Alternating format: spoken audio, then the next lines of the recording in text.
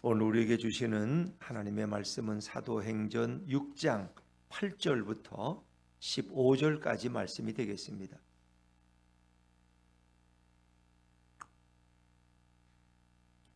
사도행전 6장 8절부터 15절까지 말씀입니다. 신약성경 196쪽 사도행전 6장 8절부터 한 절씩 교독하십니다. 스데반이 은혜와 권능이 충만하여 큰 기사와 표적을 민간에 행하니 이른바 자유민들 즉 구레네인 알렉산드리아인 길리기아와 아시아에서 온 사람들의 회당에서 어떤 자들이 일어나 스데반과 더불어 논쟁할세 스데반이 지혜와 성령으로 말함을 그들이 능히 당하지 못하여 사람들을 매수하여 말하게 하되 이 사람이 모세와 하나님을 모독하는 말을 하는 것을 우리가 들었노라 하게 하고 백성과 장로와 서기관들을 충동시켜 와서 잡아가지고 공회에 이르러 거짓 증인들을 세우니 이르되 이 사람이 이 거룩한 것과 율법을 거슬러 말하기를 마지 아니하는도다. 그의 말에 이 나사렛 예수가 이곳을 헐고 또 모세가 우리에게 전하여 준 규례를 고치겠다 함을 우리가 들었노라 하거늘 같이 읽습니다. 공회 중에 앉은 사람들이 다 스데반을 주목하여 보니 그 얼굴이 천사의 얼굴과 같더라. 아멘. 오늘은 천사의 얼굴 이런 제목으로 은혜 나누기를 원합니다. 우리가 이제 사도행전 6장 앞부분에 보면은 이렇게 초대교회가 부흥되어 가는 과정 속에 갈등이 일어나게 돼요. 그래서 헬라파 유대인들과 히브리파 유대인들 사이에 갈등이 일어나요. 구제 문제로 인해서 뭔가 섭섭함이 들어온 거죠. 예를 들면 개척 멤버와 그 다음에 들어온 사람들과의 갈등이 생겼다는 그런 뜻으로 봐도 돼요. 자, 그런데 사도들은 이 문제가 어디서 왔는지를 명확하게 분석합니다. 우리가 기도와 말씀을 제쳐놓고 너무 구제에만 힘썼구나. 그래서 본질로 돌아가기를 결정해요. 이제 우리는 기도와 말씀에만 전념할 것이다. 사도들은 기도하고 말씀 전하는 게 중요한 본질이에요. 그러면 이 구제와 행정적인 일들은 누가 하느냐? 회개 일은 이제 7 사람을 택해서 그들에게 맡기자. 그래서 성령과 믿음이 충만한 7 집사를 세우고 그분이 7 장로일 수도 있고 7 실사일 수도 있습니다. 그래서 그들로 하여금 구제와 행정을 관리하기 위해서. 그랬더니 사도행전 6장 7절에 어떤 결과가 일어나요? 말씀이 왕성해졌다. 말씀의 능력이 나타나고 제자의 수가 믿는 제자의 수가 급격하게 늘어나고 심지어 제사장들까지도 돌아와서 복종하고 그 말씀에 믿음으로 응답하더라는 거. 놀라운 일이죠. 제사장들이 돌아와서 지금으로 말하면 뭐 어떻습니까? 불교인들이 돌아와서 예를 들면 뭐 승려로 있다가 목사님이 되신 분들도 여러 명 있더라고요. 뭐 그런 것처럼 전혀 다른 길을 걷던 분들이 돌아와서 예수 그리스도의 말씀 앞에 순종하고 그 말씀을 받드는 이런 놀라운 결과를 이루었어요. 자, 그런데 그 7 집사가 다 성령과 믿음과 지혜가 충만한 사람들이었는데 그 7 집사 중에서도 유독 뛰어난 분이 있었어요. 그 스데반 집사예요. 이 스데반이 참 최초의 순교자가 되는데 참 훌륭한 집사. 그분은 구제하고 행정적인 일을 하고 회개하는 일만 떠나서 더 성령 충만한 분이었어요. 그래서 거의 사도와 같은 권능을 행하는데 이 스데반을 감당할 사람이 없다는 거예요. 자, 우리 사도행전 6장 8절을 다시 한번 읽어보죠. 사도행전 6장 8절입니다. 시작. 스데반이 은혜와 권능이 충만하여 큰 기사와 표적을 민간에 행하니. 은혜와 권능이. 은혜라는 건 우리가 말하는 이제 카리스. 은혜라는 원래의 뜻은 뭐 사랑, 긍휼, 부드러움, 뭐 은총 이런 뜻을 가지고 있어요. 근데 예수님이 이 땅에 인간의 몸을 입고 오셨을 때 그분에게 독생자에게 뭐예요? 은혜와 진리가 충만하더라. 예수님의 그 외모 속에 은혜와 진리가 충만. 마치 스데반도 은혜가 충만한 사람, 은혜가. 그래서 그가 정말 자기의 원수를 용서할 수 있는 마음을 가지고 누구든지 용납할 수 있는 그런 너그러움을 가진 사람이라. 또 그런 은혜만이 아니라 권능이 있죠. 권능. 여러분 권능이라는 말이 어디에? 사도행전 1장 8절에 보면 오직 성령이 너에게 임하면 너희가 뭘 받고? 권능을 받고 듀나미스 위로부터 주시는 그 능력을 받고 그렇죠. 그리고 사마리아 온 땅에 가서 복음의 증인이 되라는 거예요. 권능이라는 것은 폭발적인 능력, 다이나마이트 능력. 그러니까 이 사람은 정말 부드럽고 사랑이 많은 사람이지만 동시에 뛰어난 능력이 폭발적으로 임한 그런 사람이에요. 그래서 그가 가서 사람들에게 기도하니까 병이 고쳐지고 큰 기사와 표적이 나타나기 시작을 했어요. 그러니까 스데반이 여러 곳에 가서 복음을 증거하고 또 기독교를 반대하는 사람들과 토론도 하게 되었는데, 오늘 이제 9절에 보니까 좀 특별한 사람들의 회당에 방문하게 되었어요. 자, 한번 여러분이 이 사람들이 어떤 사람들인가 한번 생각해 보세요.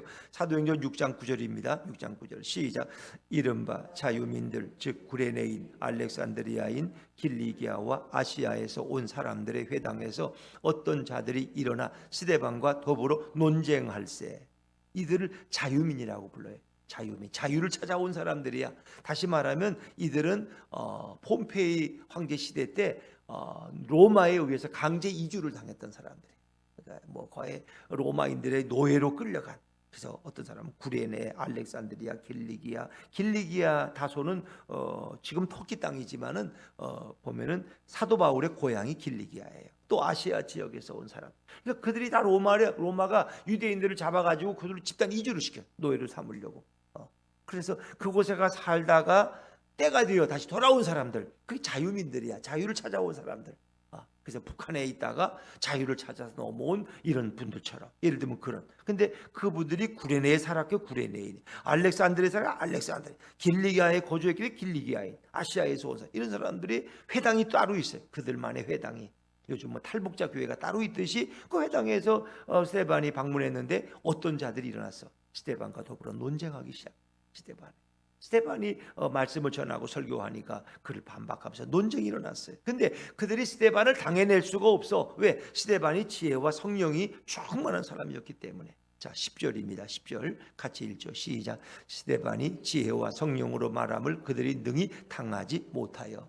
그들은 이제 뭐 유대교인들이죠. 일종의 외국에 가 살다가 돌아온 유대교인들, 율법만을 밖에 모르는 사람들이, 모세 율법밖에 모르는. 그러나 그들은 예수님에 대해 잘 몰라요. 그래서 예수님에 대해 설교해 줬을 거예요. 그랬더니 그들이 그게 마땅치 않은 거야. 그래가지고 거기에 대해서 반발하기 시작했어요. 심지어 그들은 어떻게 반발했느냐, 사람들을 매수해서 스데반을 고발하도록 만드는 거예요. 스데반이 하지도 않은 말을 했다고 하면서 그 거짓 왜곡하는 거예요. 이 거짓 증언자를 세우는 거죠. 그래서 결국 스데반을 법정에, 공회, 산헤드린에 세우게 되는 거죠. 어찌 보면 예수님이 가셨던 길을 스데반도 똑같이 가는 거예요. 자, 11절입니다. 11절 시작. 사람들을 매수하여 말하게 하되 이 사람이 모세와 하나님을 모독한 말을 하는 것을 우리가 들었노라 하게 하고. 매수라는 건 돈 주고 사람을 사는 거야. 너 돈 줄 테니까 거짓말 좀 해. 거짓 증언 좀 해봐. 이런 거 뭐 얼마든지 가능하잖아요. 이 현재에도 너무 많죠. 돈 받고 엉뚱한 증언하는 사람들 너무 많죠. 사람들을 매수했다는, 그리고 협박하고 말하게 하되 모세와 하나님을 모독하는 말을 스데반이 했다는 거예요. 우리가 들었다는 거 다 증인이라는 거예요. 자기들이 짜고 이렇게 치는 거죠. 그러니까 이제 백성과 장로와 서기관들이 그냥 있을 수가 없죠. 12절에 보니까 백성과 장로와 서기관들을 충동시켜서, 아니 모세와 하나님을 모독한 사람은 그냥 둘 거요? 당신들이 그런 일을 하면 뭐 하는 거야? 그래서 결국 잡아다가 공회에 세우고 신문을 하고 재판을 받게 되는 거예요. 그리고 공회에서 재판을 하는데 거짓 증인들을 세워서 스데반이 하지도 않은 말을 하게 하고 예수님을 모독하는 말을 이제 하게 되는 거죠. 자, 우리 그런 이제 분위기를 아셨으니까 13절, 14절 말씀을 이어볼게요. 13절, 14절입니다. 시작. 거짓 증인들을 세우니 이르되 이 사람이 이 거룩한 곳과 율법을 거슬러 말하기를 마지 아니하는도다. 그의 말에 이 나사렛 예수가 이곳을 헐고 또 모세가 우리에게 전하여 준 규례를 고치겠다 함을 우리가 들었노라 하거늘. 그랬습니다. 이 거룩한 곳을 헌다는 건 뭐예요? 성전을 헐라. 예수님이 그랬거든. 이 성전을 헐라. 내가 사흘 만에 다시 세울 것이다. 이제 나사렛 예수가 그 말한 것을 이 사람이 전한다는 거예요. 또 모세가 우리에게 전해준 그 율법을 거슬러서 이 규례를 고쳐야 돼. 율법은 쓸데없다. 예수를 믿어야 구원을 받지. 율법을 뭐 믿는다고 구원 받느냐? 뭐 하면서 율법을 왜곡했다고 이제. 그리고 성전을 헐라고는 예수의 말을 전했다고 이제 그들이 거짓 증인을 세워서 결국 스데반을 공격하게 되었어요.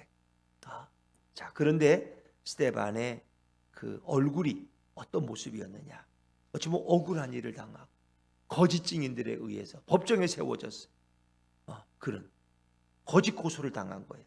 그런데 스데반의 얼굴은 당연히 분노의 얼굴이고 이그러진 얼굴이고 막 치가 떨리는 복수심에 불타는 얼굴이어야 되는데 어떤 얼굴이에요?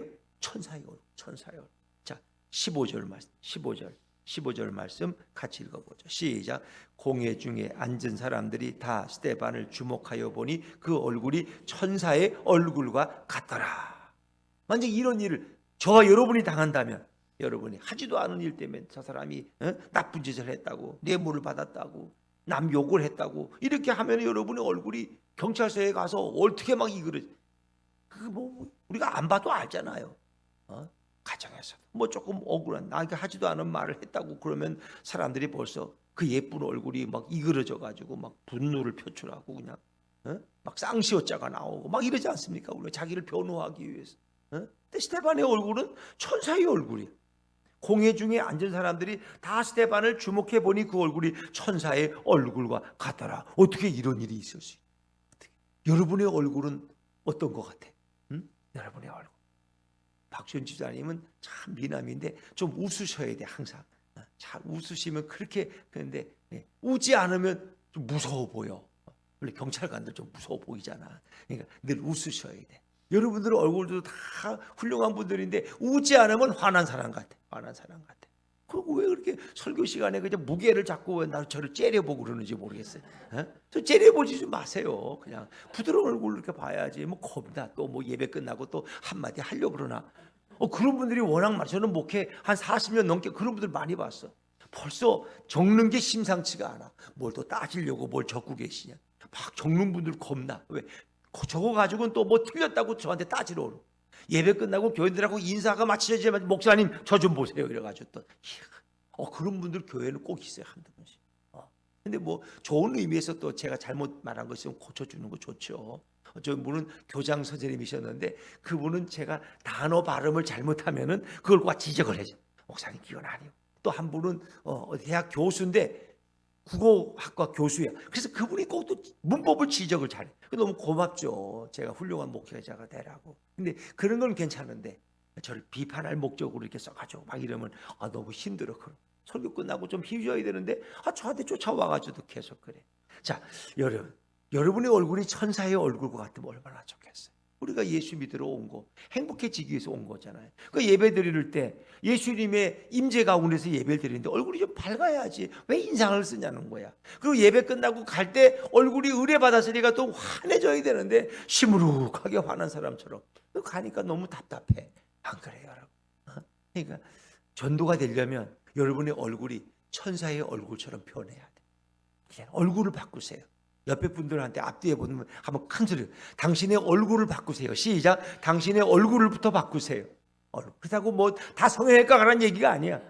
우리가 은혜가 충만하고 성령 충만하면 얼굴이 천사처럼 될 수 있다는 거야. 그러니까 얼굴을 보면 안다. 얼굴.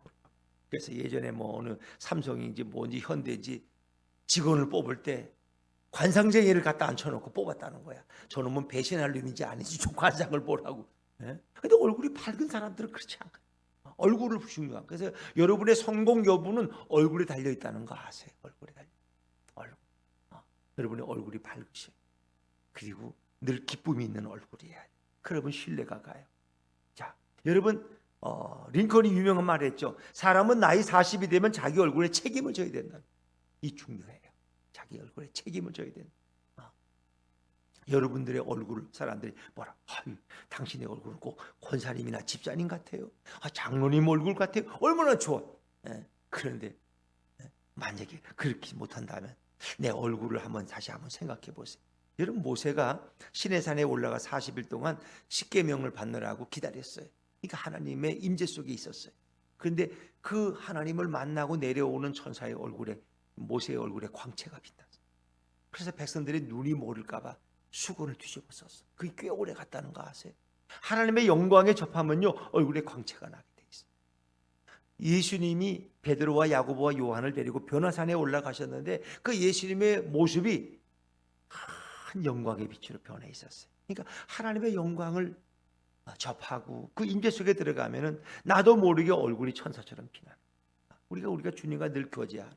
그래서 새벽기도 나오면 얼굴이 변해. 이 분명한 거. 여러분 새벽 기도를 꾸준히 나오면은 여러분의 얼굴이 변해. 왜? 새벽마다 하나님의 말씀을 듣고 찬양을 하고 기도를 하고 예수님의 임재 속에 아침 시간에 있다가 기도하고 돌아가. 누군가를 용서할 사람이 있으면 용서하게 돼. 너그러운 마음을 갖게 되고 오늘 하루를 주님께 맡기니까 걱정과 근심이 없고 너무나 평안함으로 하루를 열어갈 수 있는 이 중요한 거예요. 그래서 우리가 하나님과 교제하는 사람들은 하나님의 모습을 닮아 하나님의 형상을 담는 거야. 그것이 바로 뭐예요? 천사의 얼굴을 갖는 거예요. 자, 그러면 스데반이 어떻게 이렇게 천사의 얼굴을 가졌을까? 그는 늘 하늘의 소망을 둔 사람이었어요.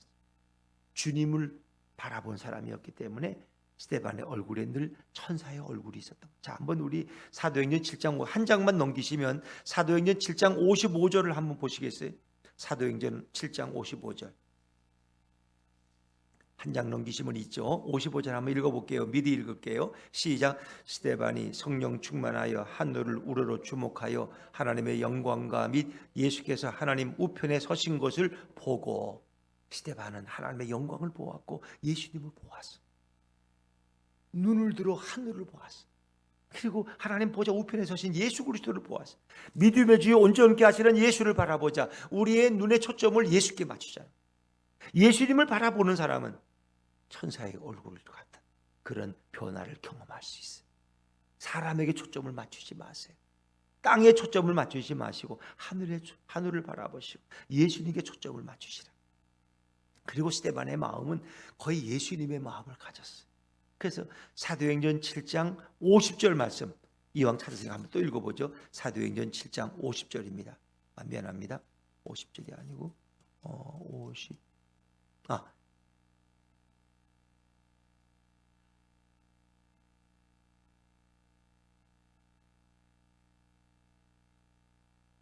얼른 안 띄네. 저들의 죄를 저들에게 돌리지 마옵소서 하는 그런 기도를 드리죠. 스데반. 60절. 60절. 그래, 60절에 있네. 자, 사도행전 7장 60절 같이 읽죠. 시작. 무릎을 꿇고 크게 불러 이르되 주여 이 죄를 그들에게 돌리지 마옵소서, 이 말을 하고 자니라. 그 마지막 기도가 이 죄를 저들에게 돌리지 마옵소서. 원수를 용서하기를 돌로 쳐 죽이는 사람들을 용서하는 기도를 드리고 숨을 거뒀어요. 여러분, 이런 기도를 들으신 분이 누구예요? 예수님이에요. 누가 오시냐고. 예수님께서 자기를 십자가에 못 박는 무리들을 위해서 기도하셨어. 이 죄를 저들에게 돌리지 마. 저들은 자기들이 무슨 일을 하는지 모릅니다. 여러분, 나를 십자가에 못 박고 고소하고 죽이는 사람들을 위해서 기도하는 그 마음은 예수님의 마음. 그러니까 스데반의 마음은 거의 예수님의 마음을 가지고 있었던 수준이에요. 원수를 용서하시고 원수를 위해 기도하고 이런 사람, 죽어가면서도 돌에 맞아 죽어가면서도, 그러니까 그 얼굴에 어떻게 천사의 얼굴이 나타나지 않을 수 있겠어요? 그리고 하나님이 부어주신 그 내면의 평안과 성령 충만함이 밖으로 드러나는, 밖으로 성령 충만한 사람은 그 얼굴에 그 성령 충만함이 드러나는. 그래서 천사의 얼굴과 같이 환히 빛나. 너무 놀랍지 않습니까?